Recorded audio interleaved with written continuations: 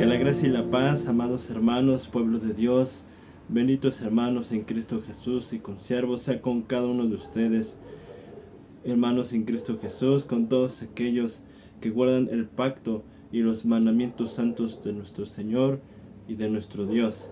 Es para mí un privilegio, una riqueza, amados hermanos, el poder en este día seguir compartiendo este bendito pan de vida, hermanos, el ser un instrumento, un portador para bendición, para los humildes, para los mansos, para los obedientes, para todos aquellos que están guardándose para nuestro Señor en santidad, con temor y con obediencia, hermanos. Así pues, hermanos, habiendo siempre rogado a nuestro Dios el poder ser medios para compartir, pero también sabiendo que hay un precio para que el Señor Dios nos ocupe y que Dios nos emplee para decir la verdad, venimos para gloria de Dios, porque todo es por medio de Él y para Él en santidad, para ser medios y compartir esta verdad, hermanos. Nos ponemos entonces, benditos hermanos, a los pies de nuestro Señor Jesucristo, a los pies de ustedes, para poder brindar este servicio en esta siguiente hora, hermanos, y continuar con la bendita enseñanza, hermanos, del libro de Malaquías, enseñanza número 9, enseñanza número 9 del libro de Malaquías en el Antiguo Testamento, capítulo 3, y nos quedamos al final del 2. Capítulo 3, hermanos benditos, en el versículo 2 al final.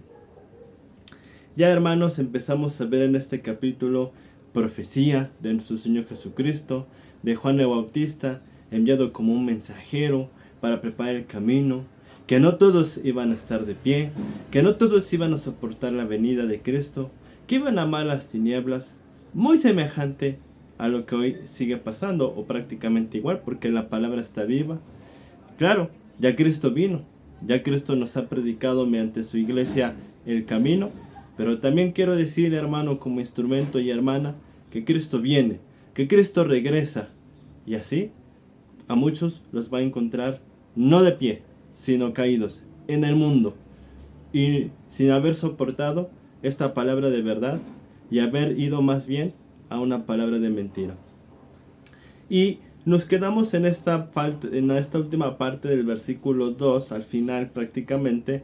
Ya me adelanté un poco, hermanos, ahí te lo vamos a ver sobre todo en el 3, para estar hablando del oro, para estar hablando de la purificación, para estar hablando de la santidad. Y ahorita vamos a proseguir en este capítulo, hermanos, y darle lectura. Dice entonces en el versículo 2, ¿y quién podrá soportar el tiempo de su venida? ¿O quién podrá estar en pie cuando Él se manifieste? Porque Él es como fuego purificador y como jabón de lavadores. Nos quedamos en el fuego purificador. Benditos hermanos, bendito pueblo de Dios. La palabra nos enseña que algún día Dios, inspirando a Juan el Bautista, dijo: el que viene después de mí, del cual yo no soy digno de desatar la correa de su calzado, Él los va a bautizar en Espíritu Santo y fuego. Mateo capítulo 3, versículo 11. Hermanos, recordemos que Dios en su palabra ocupa comparaciones, parábolas, ejemplos, para que los santos puedan comprender mejor mediante el Espíritu Santo a qué se refiere el Señor Dios. Y en la palabra el Espíritu Santo es comparado como fuego, por dos razones. Una, porque el fuego en la antigüedad, cuando no había luz, cuando no había electricidad, las antorchas ayudaban a alumbrar, hermanos, el lugar, ayudaban a que uno pudiera ver. Y la palabra nos enseña que Jesucristo es la luz del mundo, que Él tenía el Espíritu de su Padre, aquella luz verdadera que alumbra a todo hombre, venía a este mundo, Juan capítulo 1. Pero sobre todo también, hermanos, porque es un fuego que consume la carne.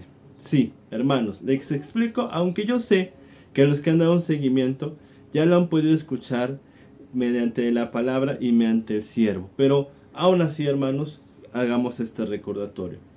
En el Antiguo Testamento, que no debemos olvidar que en Hebreos capítulo 9 la palabra de Dios dice que el Antiguo Testamento fue una sombra de lo que había de venir, un ejemplo, sí, que sí sucedió, porque muchos dudan, no, sí sucedió, hermanos, pero Dios lo permitió para dejarnos ejemplo, para dejarnos profecía de lo que había de venir. Y mientras Cristo Jesús venía, el Señor Dios mandó y permitió que se hicieran sacrificios de animalitos como ovejas en el Antiguo Testamento. Una razón de ellos es que profetizaban a Cristo, el Cordero de Dios que quita el pecado del mundo. Pero también otra razón muy importante, hermanos, es que eso nos simbolizaba la manera en que hoy nosotros también debemos ser presentados. Sí, ¿a qué nos referimos?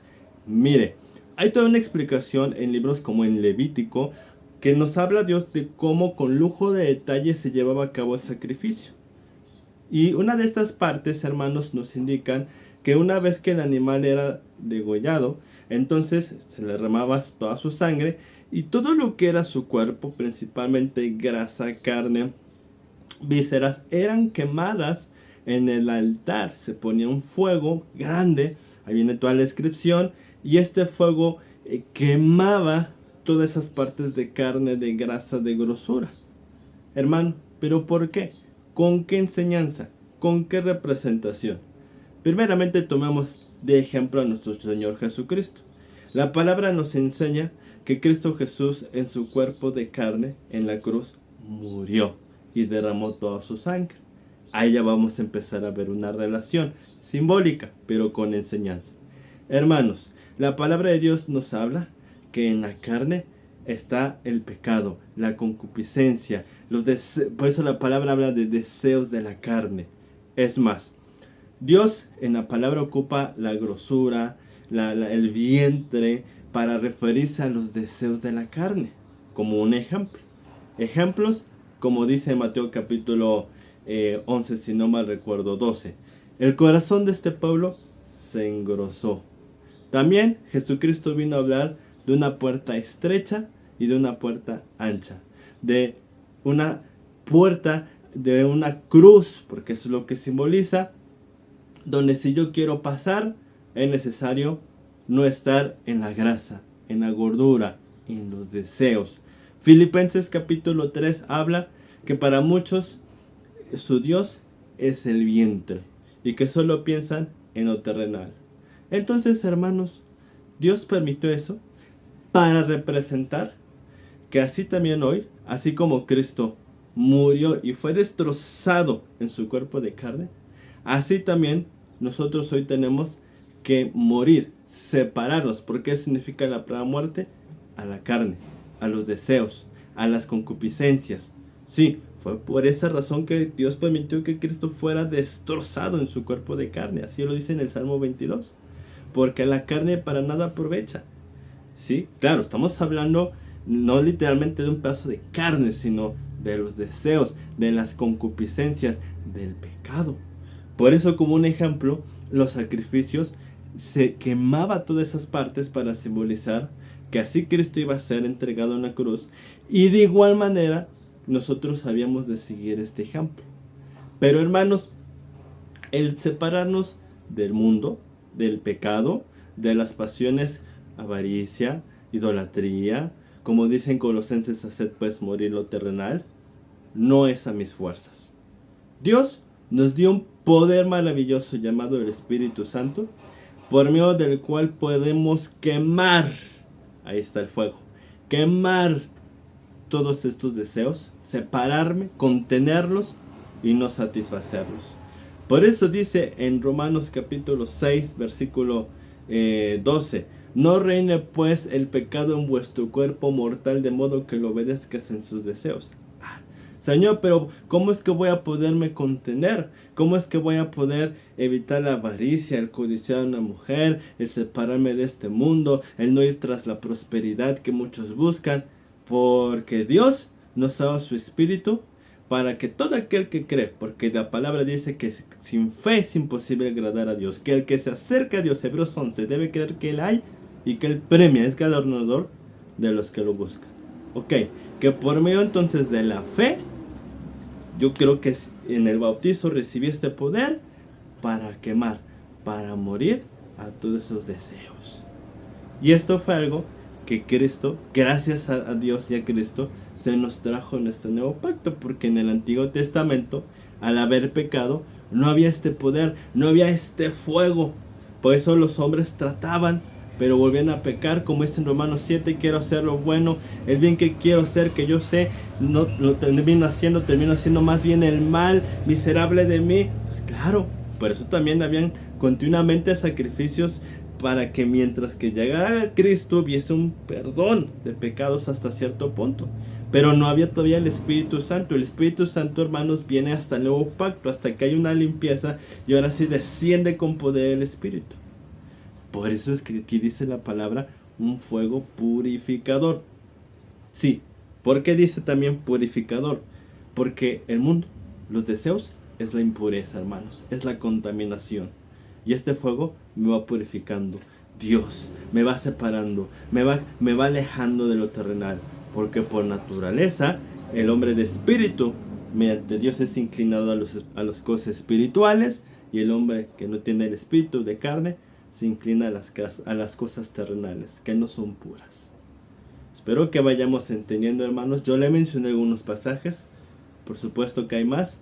Y como siempre se le dice, hermano, si usted quiere que nosotros profundicemos, con mucho gusto.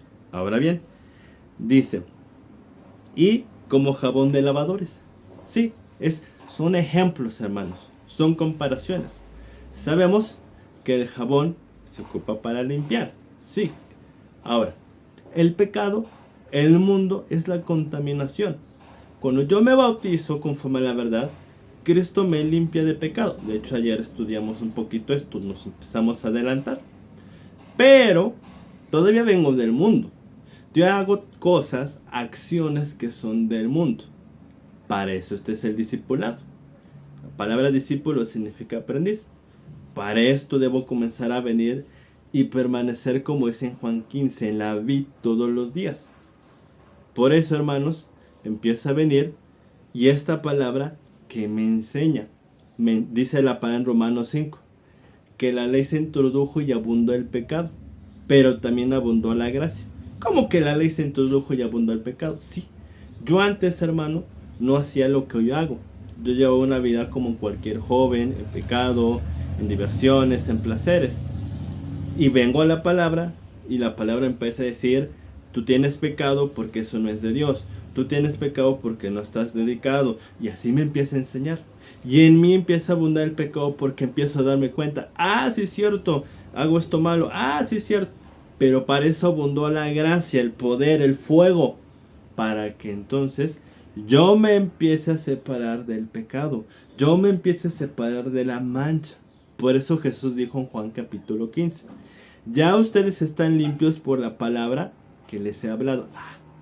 ¿Quiénes? Los discípulos que habían dejado sus redes, sus barcas, y estaban permaneciendo cada día. Y mediante la palabra de verdad, ellos estaban obedeciendo y se estaban siendo limpiados de pecado. Hasta que lleguemos a un crecimiento donde estemos limpios, donde estemos purificados. Por eso dice la palabra que el obispo debe ser irreprensible. Claro, porque alguien que ya terminó un discipulado, y por eso también aprovecho para que vean, benditos hermanos, que un discipulado no es de 3-4 meses, no es de ir a un curso, no, hermanos. Un discipulado es que tú vengas, que te empiece a enseñar, que dejes el pecado, que el Señor te limpie, que llegues a una pureza. Ahorita en el siguiente versículo se va a hablar más de esto.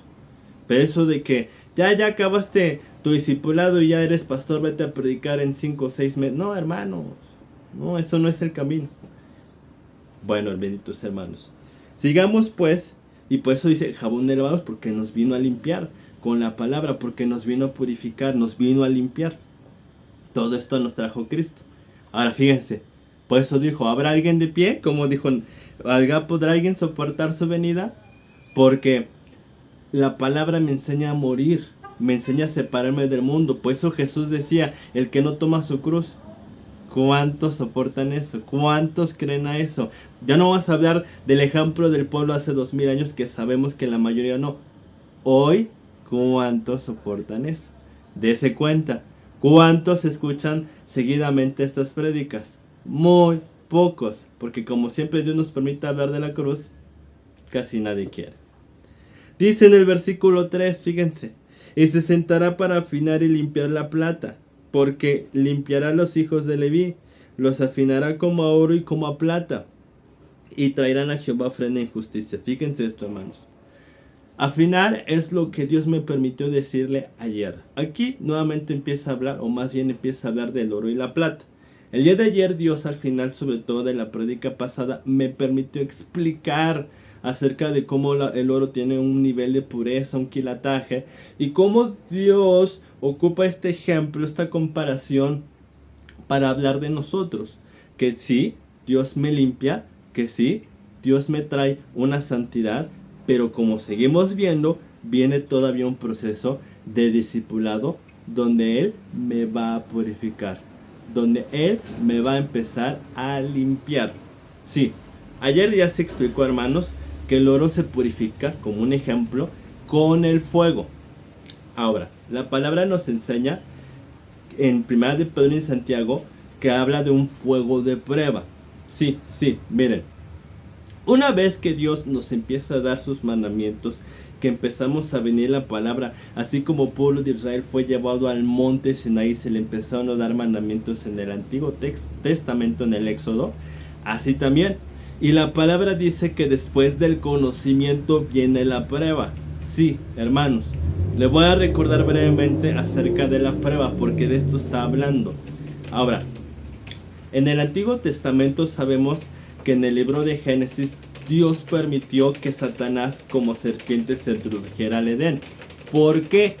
Bueno, no es porque Dios sea malo, no, sino porque la palabra nos enseña que Dios es un Padre que nos había hecho con un libre albedrío. Y un libre albedrío significa la capacidad para poder decidir, saber entre el bien y el mal, entre la ley de Dios y no, y hacerla o no hacerla. Yo puedo decidir hacer o puedo decidir no hacer. Recuerden que hay dos creaciones con este libre albedrío: los ángeles y nosotros como humanos. Ahora, Dios nos da mandamientos como le dio mandamientos a Adán y a Eva en el libro de Génesis.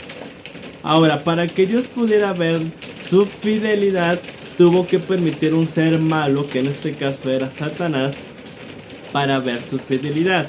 Disculpen, hermanos, si se escucha un poco de ruido, pero como está lloviendo aquí y cae sobre el vidrio, sobre la ventana, sobre un balcón, entonces por eso se escucha de esa forma.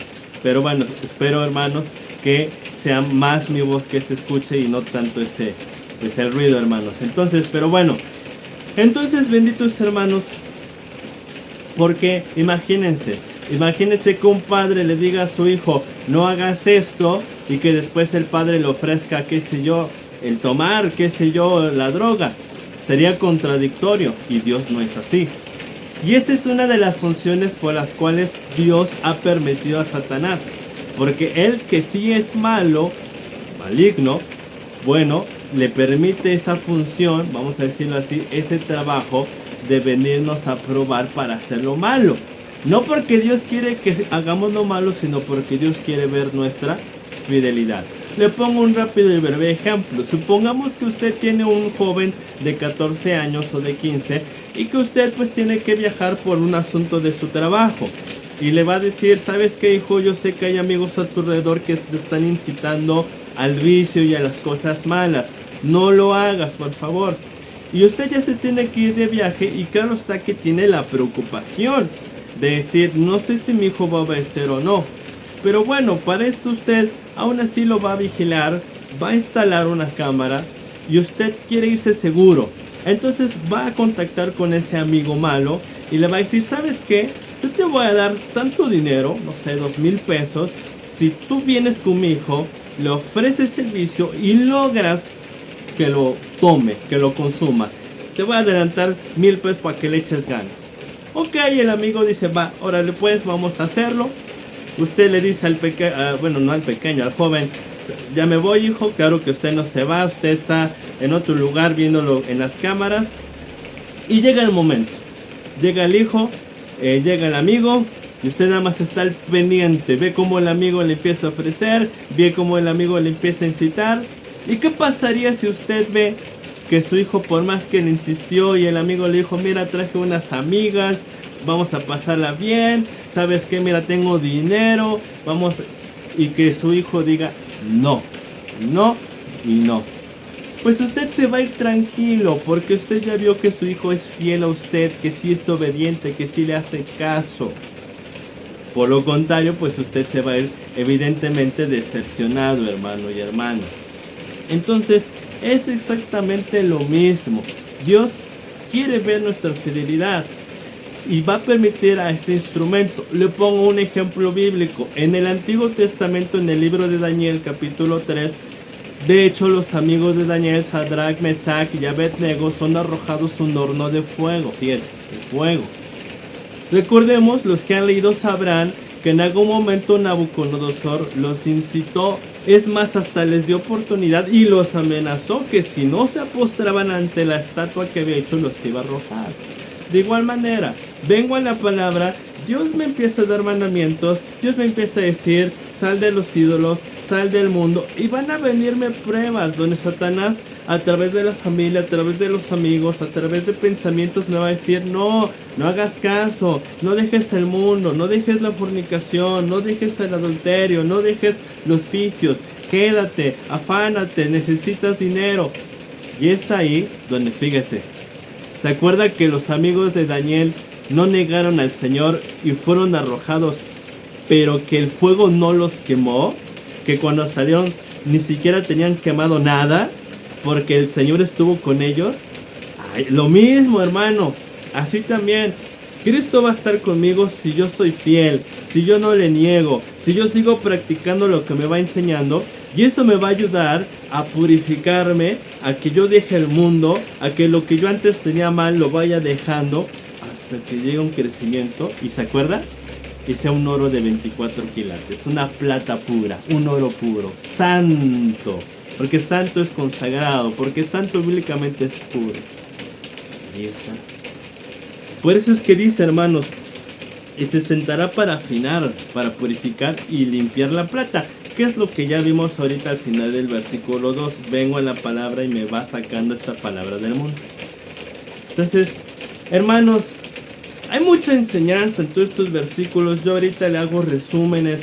Si usted quiere más amplitud, con mucho gusto, pónganse en contacto y con muchas más enseñanzas vemos esta verdad.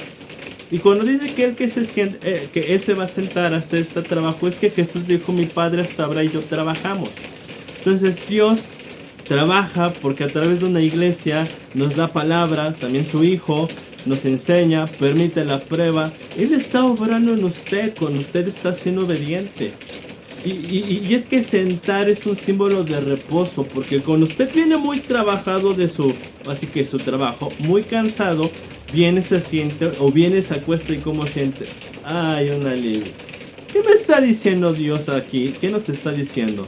Que dedicarnos a la obra, hermanos. Claro, Él trabaja de esta forma, pero de igual manera Jesús dijo, vengan a mí todos los que están trabajados y cargados, que yo los haré descansar. Entonces, hermanos, dedicarme a esta obra es dedicarme a la palabra, es dedicarme a lo que Dios, para lo que Dios me hizo. Y ahí voy a encontrar alivio, ahí voy a encontrar descanso. Hermanos, en el mundo está la aflicción, el afán, el agobio, el estrés, las preocupaciones. Hermanos, Dios no nos hizo para esa obra. Ahora, hermanos, también veamos el discipulado. Veamos cómo el discipulado, lo voy a repetir, no es cuestión de 3-4 meses, donde yo fui, tomé un curso, hice anotaciones y ya me dieron mi diploma. No, hermanos, para que Dios me purifique, debo pasar a la palabra, me deben enseñar, debe venirme la prueba, debo ser obediente y debo cumplir. Y eso va a depender de cada uno, ¿verdad? De la prontitud, pero eso, hermanos, puede suceder en 1, 2, 3 años, donde yo finalmente acabe un discipulado y Dios me haya limpiado, y Dios me haya purificado, y Dios me haya dado un crecimiento, hermanos. Por eso, hermanos, hoy lo que se lleva a cabo en las congregaciones no es de Dios, lo estamos leyendo. También dice así, hermanos, porque limpiará a los hijos de Leví. Hermanos, los hijos de Leví son aquí mencionados Porque recordemos que Jacob o Israel tuvo 12 hijos, de donde salieron las 12 tribus: Rubén, Simeón, Leví, Judá, Isaacar, Zabulón, etc. hasta Benjamín. De ahí salieron las 12 tribus, que fueron multiplicadas grandemente y se conformó todo el pueblo de Israel. De todas esas tribus, 12, Dios eligió en particular una para llevar el sacerdocio, como ya lo vieron con el siervo, que fue la tribu de Leví. Ahora, la tribu de Leví estuvo encargada de servir en la obra de Dios en el Antiguo Testamento. Ahora, ¿qué nos está diciendo con esto? ¿Qué nos está profetizando? Hoy no hay 12 tribus en este nuevo pacto. Solamente hay una descendencia que vino por medio de nuestro Señor Jesucristo. Porque la palabra enseña que Jesucristo vino físicamente de la descendencia de Judá. Y que hoy todos los que creemos, los que aceptamos y creemos en su nombre, nos dio la potestad de ser hechos hijos de Dios. De ser también hoy judíos. Porque la palabra dice que hoy judío no es el que lo es en el exterior. No es el que tiene una circuncisión física en el prepucio. El que tiene una kippah, y lo digo con todo respeto. O el que tiene, si no me recuerdo, creo que se llama el nefilim, el tifilim. Disculpen, si no les sé, les soy sincero, son términos judíos. Entonces, no, hermano, es el que está circuncidado en el corazón, es el que se bautizó y permanece en los mandamientos. Bíblicamente ese es hoy el judío, bíblicamente es el pueblo de Dios. Ahora bien, hermanos, en este nuevo pacto, Dios viene a limpiarnos y a llamarnos a predicar a todos. Muchos representantes enseñan que solamente algunos son llamados a ser pastores. Mentira, eso es del diablo. Dicen algunos que son llamados para ser doctores, abogados. Mentira. La palabra dice en 1 de Pedro que Dios nos ha hecho real sacerdocio, nación santa, pueblo adquirido por Dios para anunciar las virtudes de aquel que nos llamó de las tinieblas a su luz admirable. En Apocalipsis capítulo 1, si no me recuerdo el capítulo 5, dice que Dios, más bien que Cristo, nos hizo reyes y sacerdotes para Dios su Padre. Y no dice algunos, dice a todos. De igual manera, la palabra está viva. Pedro, Juan, Mateo ya están descansando, pero en su momento se les dijo: vengan a mí y los haré, síganme y los haré pescadores de hombres. Hermanos, todos aquellos que se bautizan están llamados para prepararse, para discipularse, para que Dios los limpie, para que Dios habite en ellos y prediquen la palabra, hermanos. Esa es la verdad. También dice así, hermanos: los afinará como oro y como plata, que es ese proceso de discipulado que simbólicamente ya vimos, donde o eres purificado, o fíjese, así como hay un fuego de Dios que es el Espíritu Santo que nos limpia, o el fuego que es Satanás también simbólicamente nos destruye, porque el fuego usted lo deja en una casa, la calcina. De igual manera, Satanás, como dice en Juan 10:10, el ladrón no vino sino para hurtar, matar y destruir. Aquí está. Bueno, dice: y traerán a Jehová ofrenda en justicia. Hermanos, la palabra ofrenda significa aquello que voluntariamente se da. Pueden ser, como vamos a estudiar más abajo, dinero, cosas materiales para los hermanos. A ratito o la siguiente enseñanza vamos a abundar en esa parte. Pero sobre todo también, hermanos, la palabra habla de nuestras vidas. Dice el Señor en Efesios capítulo 5 que nosotros también debemos ser como Cristo, una ofrenda agradable a Dios. Sí, porque Jesús dijo: a mí, Juan 10, nadie me quita la vida, sino yo de mí mismo la doy. Así también, desde el Antiguo Testamento, como hace rato se mencionaban, se entregaban ofrendas de animalitos voluntariamente a Dios. Hoy también. Pero ya no hablamos de ovejitas, hoy hablamos de ovejitas espirituales. Miren, ¿para qué el Señor nos está limpiando? Muy importante, le voy a poner este ejemplo para entender. Dios, por medio de un siervo, el hermano Luis Eduardo, mi papá, Dios por medio de él llegó a mi vida. Ahora, hubo un proceso en mí de purificación, de limpieza, de discipulado, salir del mundo. ¿Para qué? Para que una vez limpio de pecado, tenga el poder de Dios y dé de gracia lo que recibí de gracia. Que ahora yo trabaje para que así otro hermano u otra hermana que se le predique el evangelio, que diga amén, me bautizo, ahora yo trabaje para que ese hermano sea purificado o hermana, y que voluntariamente, recuerda la palabra ofrenda, y que voluntariamente también se dedique a Dios. Ahí está. Y después ese hermano o esa hermana se va a discipular, va a un proceso de discipulado para que después a otro, como los discípulos. Una vez que después de 3 años y medio Cristo trabajó en ellos, ¿qué hizo? ¿Qué les dijo? Vayan a todas las naciones. ¿Y nada más dijo bauticen? No. También dijo, y enséñenles a guardar todas las cosas que yo enseñé. Ahí está, el discipulado. Claro, que la gente tenga que ser ofrenda. ¿Qué es que sea ofrenda? Que una vez que se les enseña cuál es el camino, que el pacto es una muerte, que el pacto es una separación, que el que no toma su cruz no puede ser su discípulo, digan amén.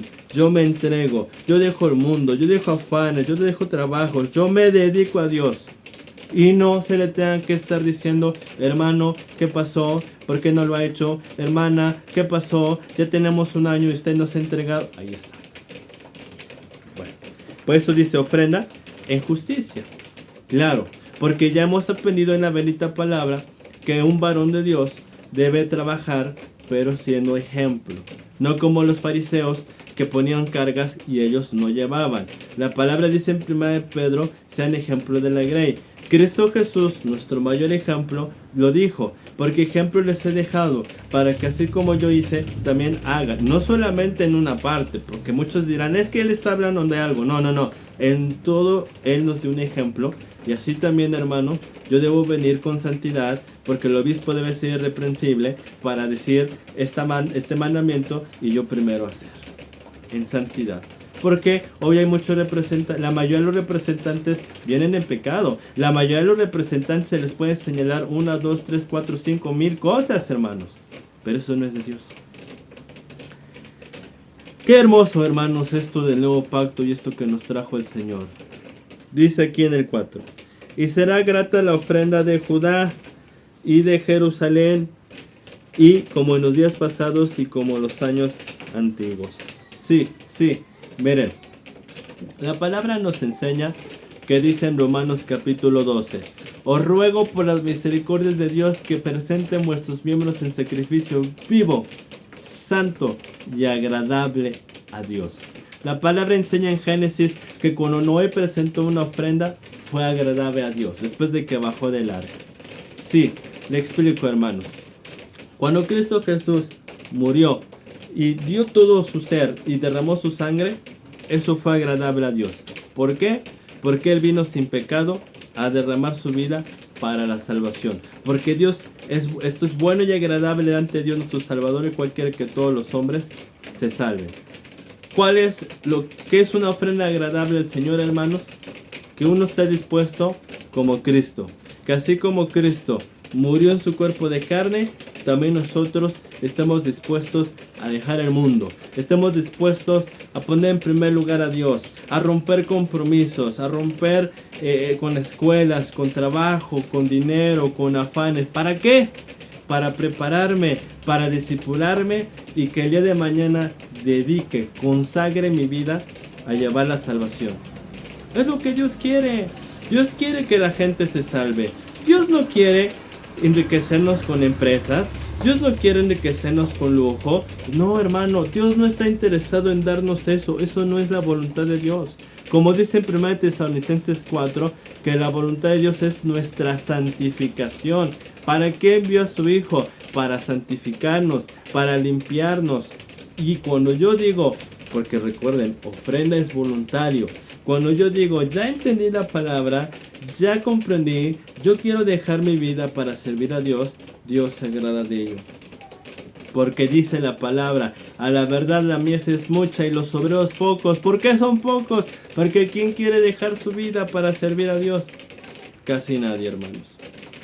Por eso fíjense, gracias a que Cristo nos trajo la limpieza, porque estamos hablando de lo que iba a venir el nuevo pacto. Gracias a que nos trajo el Espíritu, el fuego para morir a la carne. Gracias a que nos trajo la palabra, por medio de la cual somos limpiados, podemos llegar a este crecimiento. Y entonces, hermanos, ser instrumentos y ser ofrendas. Y que Dios en eso se complazca. Porque en eso se complace Dios. ¿Por qué creen que la voz en Mateo 17 dice, Dios, este es mi hijo amado, en el cual tengo complacencia? También cuando se bautizó, a él oíd. Ahí está. ¿Qué hacía Cristo? Hermano, ¿a qué se dedicaba Cristo? ¿No se dedicaba a predicar? ¿No se dedicaba a enseñar? Ahí está. Por eso dice, será grata la ofrenda de Judá y de Jerusalén. Hace ratito Dios me permite decirles, hermanos, que en este nuevo pacto, la palabra dice, no es judío el que lo hace en el exterior. Y aquí hago esta aclaración importante, porque hay muchas congregaciones y pastores que dicen que siguen siendo pueblo de Dios, que siguen siendo los elegidos de Dios, los hebreos y los judíos que están en Jerusalén. Mas conforme a la palabra le puedo decir que no es así, hermanos. La palabra nos enseña que no es judío el que es en el exterior, sino en el interior. La palabra enseña que no, la circuncisión en el prepucio o la incircuncisión no valen algo, sino la nueva creación. Filipenses capítulo 3. Que hermanos, en este nuevo pacto, como dice en Juan 1, mas a todos los que le recibieron, a los que creen en su nombre, les dio la potestad de ser hechos hijos de Dios. Ya no es por venir de sangre de un pueblo y que me circunciden en el prepucio. No, sino cualquiera, gentiles, mexicanos, italianos, no importa quiénes, pero que se hayan arrepentido y estén en este camino, esos son pueblo, esos son hijos. No estoy diciendo con esto que no hay que orar por ellos. La palabra dice que hay que orar por Israel, físicamente hablando, porque así se llama el pueblo Israel, que hay que orar por ellos, que hay que levantar mano para decir, Señor, heme aquí, e irles a predicar, hermanos. Pero ellos necesitan arrepentimiento. ¿Por qué creen que Jesús y los apóstoles les predicaron arrepentimiento? Porque están en pecado. Yo no le predico a alguien arrepentimiento si no están en pecado. Entonces, hermanos, yo estoy dando algunas citas, hay muchas más citas como en Romanos 11, donde nos dice que ellos simbólicamente quedan las ramas originales, pero que no han querido en Cristo, las desgajó y nos injertó a los que éramos olivos silvestres, a usted y a mí que éramos gentiles, que éramos no éramos judíos de sangre, pero bendito sea Dios, creímos. Entonces, está profetizando de todos los que creen. De igual manera, si alguno de ellos creen, pasa a ser de este pueblo. Gloria a Dios, del pueblo de Dios. Pero estamos llamados para presentar ¿qué cosa? Esta ofrenda. Y de Jerusalén, hermanos. Jerusalén es la ciudad como un ejemplo que está edificada sobre el monte Sión. Hoy nosotros somos Jerusalén. También le hago esta aclaración. Hay muchos representantes engañadores, malvados hijos del diablo que dicen que Jerusalén es tierra santa, que es de Dios, que vayamos a conocer. Hay quien se aprovecha de esto. Yo lo he escuchado en el radio, en el 1440 del AM aquí en la Ciudad de México, que hay pastores que dicen, y vamos a ver a Jerusalén, y le cobran a los hermanos. Pero bueno, Dios algún día les va a pedir cuentas. Hermanos, no estoy diciendo que tenga algo de malo el que usted pueda ver, pues donde caminó Cristo, nada más. Pues algo bonito, algo de conocimiento, el Pablo, Pedro, es interesante. Si tiene la oportunidad, pues vaya, en el sentido de que, pues, quien viva por allá, o si no, a través de YouTube, pues ya está, hermanos. Pero si yo soy, pues, sin recursos y eso, pues, hermano, ¿cómo voy a ir? Y de igual manera, tampoco es algo que yo necesite hacer. ¿Por qué? Porque la palabra dice en Gálatas capítulo 4 que nosotros hoy somos la Jerusalén celestial. Sí, sí. ¿Por qué, hermanos? Porque la razón de que Dios haya permitido que esta ciudad estuviese asentada en un monte, en días pasados ya hablamos del monte, ya hablamos de arriba. ¿Qué representa? Lo espiritual. Y una verdadera iglesia es la Jerusalén de arriba, es la hija de Sión, como dice en el Antiguo Testamento, los espirituales. De hecho, en Apocalipsis, y con esto también fortalecemos esto, hermanos, dice que hoy Dios llama a Jerusalén como la Egipto, la Sodoma espiritual. ¿Por qué? Porque esa ciudad tiene pecado. Porque esa ciudad ya no tiene a Dios. Porque en esa ciudad no hay quien practique la voluntad de Dios hoy en día, hermanos. Claro, ha de haber quizá uno que otro cristiano fiel, pero todos los demás judíos y todos los demás, no, hermano. Dice, como en los días pasados y como en los años antiguos. Porque desde un principio la idea, el plan de Dios con Adán y Eva, ahora sí que en la antigüedad, era que ellos se trabajaran en esto que estamos estudiando. Sí, hermanos, espiritualmente. No, luego, ya está el libro de Génesis subido, hermanos. Quien tenga dudas puede consultarlo. También puede escribirlo o llamarme. Pero, hermanos, Dios todo eso, el huerto y todo ello, lo estaba hablando espiritualmente. Hoy nosotros también tenemos árboles. Por eso Jesús en el Nuevo Testamento habla del fruto del árbol, que por sus frutos los conocerán. Entonces, se perdió, entró el pecado, Dios se separó de la humanidad, ya no hubo un conocimiento, pero bendito y alabado sea Dios y Cristo, que nos volvieron a traer su presencia, la presencia de Dios y la sabiduría para regresarnos ahora sí que al diseño original. Que en pocas palabras estamos viendo que es dejar el mundo para servir a Dios. Dicen el 5, hermanos, y vendré a ustedes para juicio, y seré pronto testigo contra los hechiceros y adúlteros, contra los que juran mentira, y los que defraudan en su salario el jornalero, a la viuda y al huérfano, y a los que hacen injusticia al extranjero, no teniendo temor de mí, dice Jehová de los ejércitos. Y sí, ¿por qué dice, y vendré a ustedes para juicio? La palabra juicio viene de juzgar, viene de tener una ley y dictar sentencias, como un juez. La palabra juzgar no es como la mayoría de los pastores y cristianos se interpretan. De que, ay, mira, ese hermano vino con la misma ropa del domingo. Ay, ese hermano ve cómo nada más anda viendo a las hermanas. No, eso no es juzgar, hermanos. Eso en el mundo se piensa que es juzgar, pero eso no es juzgar. La palabra juzgar es que mediante una ley se enseñe y se dé la sentencia, los mandamientos. Sí, Dios vino en su Hijo, como ya hemos visto ayer citamos pasajes respecto a esto. ¿Y qué estuvo haciendo? ¿Qué estuvo haciendo Cristo aquí? ¿No estuvo juzgando? Juan capítulo 7, usted puede ir y leerlo, es un perfecto ejemplo donde él mismo lo dice. Tengo yo mucho que juzgar de ustedes, porque también hay muchos que enseñan que no hay que juzgar y malinterpretan muchos pasajes como Mateo capítulo 7. Hermano, la palabra juzgar es dar la palabra. La palabra juzgar es con la ley. Yo le diga a la hermandad, hay que hacer esto, hermandad, no hay que hacer lo otro, no pequen, sean obedientes. Pero cuando no se tiene el Espíritu de Dios, se entiende la carne. Entonces Dios vino a juzgarnos, a enseñarnos, a ocupar instrumentos, gente como vimos consagrada, porque Dios no ocupa instrumentos de pecado. Como dice, según de Timoteo, si alguno se limpia de esto, será un instrumento útil y dispuesto para toda buena obra. Y nos está enseñando que es una bendición, porque el poder conocer la verdad es una riqueza, porque nos libra de la mentira, nos libra del engaño, nos libra de caer al mal, nos lleva a la vida eterna cuando somos obedientes. Entonces, bendito y alabado sea el Señor. Por eso, hermanos, pues yo lo digo con mucho amor, ¿verdad? Pero muchas veces nos dicen, ya oí tu prédica, ya oí tu enseñanza, qué bonito enseñas. No, hermanos, con amor y respeto yo digo que en un verdadero siervo, el que enseña y el que habla es Dios. El que juzga, el que da la palabra es el Señor. Por eso la gloria es para Dios, porque nosotros solo somos instrumentos y sin Dios somos nada. Por eso dice, vendré ustedes para juicio y seré pronto testigo contra los hechiceros. Sí, hermanos, miren, la palabra testigo viene de alguien que ve, que oye, que sabe una situación, como cuando hay un crimen y hubo testigos, ¿no? Que fueron los que presenciaron el crimen.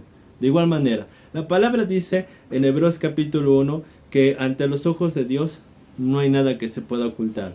La palabra nos enseña que Dios conoce absolutamente todo. Que por eso va a haber un juicio donde va a haber dos libros. El libro de la vida, donde va a estar un libro también de las obras, donde simbólicamente no es que Dios tenga libros, ¿verdad? Sino que Dios sabe y lleva un registro de todas nuestras acciones, ¿eh? Así lo dice, vamos a dar cuenta de todo lo que hicimos. Pero también, hermanos, cuando dice seré pronto testigo, es que cuando hay un crimen, ¿para qué llaman a un testigo? Para que el testigo diga, sí, yo vi que fulano mató a tal, que perengano le robó al otro. De igual manera, hoy Dios, por medio de una iglesia, por medio de representantes, testificamos contra la maldad de los malos, Porque Jesús dijo, a mí el mundo me aborrece porque yo testifico, porque yo puedo ver mediante la vista espiritual y el entendimiento que Dios me dio, que la obra de los fariseos son malas, son de pecado. Entonces hoy Dios, por medio de una iglesia, habla y sobre todo denuncia a los representantes del diablo, hermanos. Que ahorita vamos a ir leyendo ya los pecadores.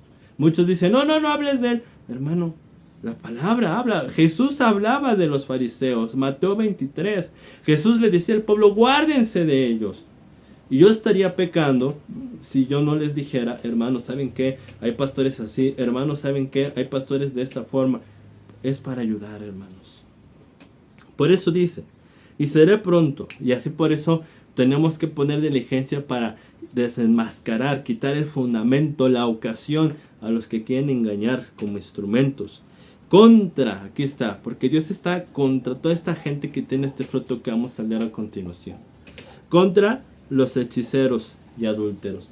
Hermanos, aquí la palabra es para el pueblo de Dios. Dios no está hablando de los practicantes de magia y esoterismo y cartas. Digo, bíblicamente eso también está mal y es pecado. Pero Dios no habla de ellos, hermanos. Acuérdense, Dios no juzga al mundo. Como dice en 1 Corintios, se juzga a los que tienen la ley. Ahora, ¿qué es un hechicero? Bíblicamente, hermanos, la palabra dice en Mateo capítulo 12, que cuando el espíritu inmundo sale, esto quiere decir, cuando nos bautizamos y nos arrepentimos, Dios nos sacó los demonios. Bueno, la palabra dice que él anda por lugares secos buscando un reposo, que los demonios buscan adentrarse a los cuerpos de los seres humanos, pero regresan porque no lo hallan. Y dice la palabra que encuentran de donde salieron, barrida, adornada, pero fíjese esto, vacía. ¿Qué habla ahí, hermanos? Usted lo puede ir a leer, Mateo capítulo 12, o también en el Evangelio de Mateo, que aquí ya está subido, gracias a Dios. Hermanos, ahí habla, fíjense lo que acabamos de ver, de todas aquellas personas que Dios les dio una estatura, que les dio un crecimiento espiritual, que los hizo sus siervos, que los limpió, que los purificó, que los lavó. ¿Pero qué cree? Después pecaron.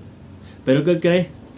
Después amaron las tinieblas, amaron el dinero, amaron el estar pidiendo dinero y dinero y dinero, amaron la prosperidad y que me reconozcan y que me digan, que ahorita cuando vamos a los adúlteros vamos a hablar más de ello. ¿Y qué cree? Pecaron. Pues la palabra dice ahí que toma 7 espíritus peores cuando ven que está vacía, porque la paga del pecado es muerte, se le salió Dios y nosotros somos ocupados o por Dios o por el diablo, así de sencillo, hermanos. ¿Y qué pasó? Toman otros 7 espíritus peores y el posterior estado de esa persona es peor que el primero. ¿Qué significa eso? Antes de que Cristo a mí me rescatara, tenía demonios, pero eran demonios, hermanos, y todos, que nos llevaban pues a mentir al mundo, a tomar cosas que sí son pecado, pero hasta ahí. Pero ahora, si en mí, que llega un crecimiento, recaigo y vuelvo al mundo por el dinero y el poder, no entra cualquier demonio a mí, a los representantes, entran principados. Y la palabra nos enseña que Satanás tiene un poder delegado por Dios para engañar. En Ezequiel capítulo 13 dice Dios, he aquí yo estoy contra todos los que ponen vendas y velos mágicos contra mi pueblo. Y ahí está hablando de los representantes. ¿Cómo que vendas y velos mágicos? Fíjate, mágico. Sí, un velo, hermano, es algo que no me permite ver. Es algo que no me permite darme cuenta. Ahora, fíjese esto. Cuando hablamos que una persona está hechizada, normalmente a qué hacía referencia. Pues una persona que estaba como que en un trance y no se da cuenta de las cosas. De igual manera, hermanos, en este tipo de representantes que regresaron al mundo y que volvieron para atrás, no hay cualquier demonio en ellos, hermanos. Tienen demonios tales que les confieren un poder para engañar a multitudes. Le concuerdo. Gálatas capítulo 3 versículo 1 dice: ¿quién los fascinó, oh Gálatas insensatos, para no obedecer a la verdad? Cuando dice ¿quién los fascinó?, el original griego dice ¿quién los hechizó? Porque los Gálatas ya sabían la palabra y sabían el camino de la cruz. Escucharon a estos representantes que cayeron, que tienen un poder de engaño, y que creen, quedaron con un velo. Ya no se daban cuenta de lo malo, ya no se daban cuenta que estaban creyendo en mentira. Alguna ocasión algún hermano le decía al hermano Luis Eduardo, hermano, pero la palabra está clara, la palabra es la cruz. ¿Cómo es que esa gente en esas congregaciones no se dan cuenta y dicen amén a blasfemias y a cosas antibíblicas? Y se le dijo esto, es que, hermano, hay un poder que los engaña por incrédulos, porque no quisieron aceptar la cruz, pero que los engaña y los hechiza para creer en esas cosas que no son bíblicas, que no están fundamentadas, que son herejías, que hablan de puro dinero, que pura prosperidad. Por eso dése cuenta. En esas congregaciones de miles y miles de personas, dicen cada blasfemia y la gente, amén, están hechizadas. Y que no se le olvide esto. Apocalipsis 12 dice que Satanás engaña al mundo entero. Muchos dicen, a mí nadie me engaña, yo ya tengo muchos años en esta tierra. El diablo tiene miles de años de haber sido creado, millones, y engaña políticos, engaña filósofos, científicos, con el ateísmo, con religiones. Por eso mucho cuidado, hermanos. Entonces, por eso Dios está contra, y aquí constantemente los que han dado seguimiento saben que hablamos contra todas estas personas que bíblicamente son hechiceros, porque engañan, porque traen mentira. Por eso Dios nos da el mandamiento de guardarnos y de no escucharlos, hermanos, porque hay un poder que hechiza, que te lleva a eso. También dice así, hermanos, y adúlteros. Recuerden, ayer lo vimos, no lo voy a profundizar primero esta parte porque ayer ya lo vimos, hermanos, para poder avanzar. Ya vimos nosotros anteriormente que nosotros tenemos un pacto que se asemeja con Cristo como si fuera un pacto de matrimonio, donde Cristo es el novio y nosotros como iglesia espiritualmente la novia.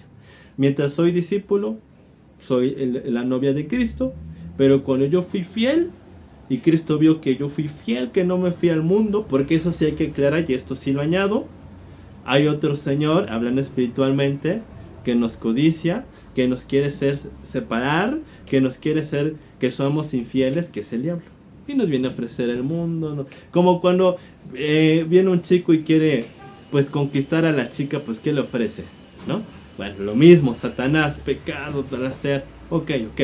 Pero fuimos fieles y nos cedimos, como estamos hablando de discipulado.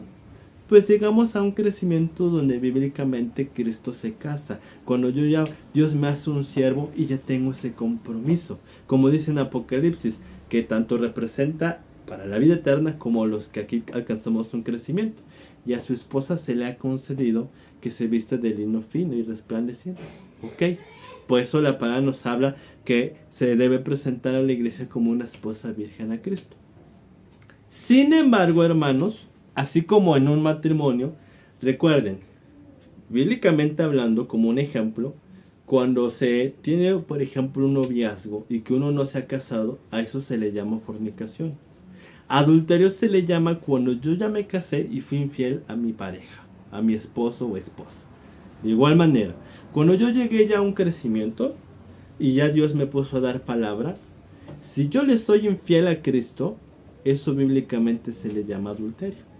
Le pongo y le recuerdo este ejemplo bíblico.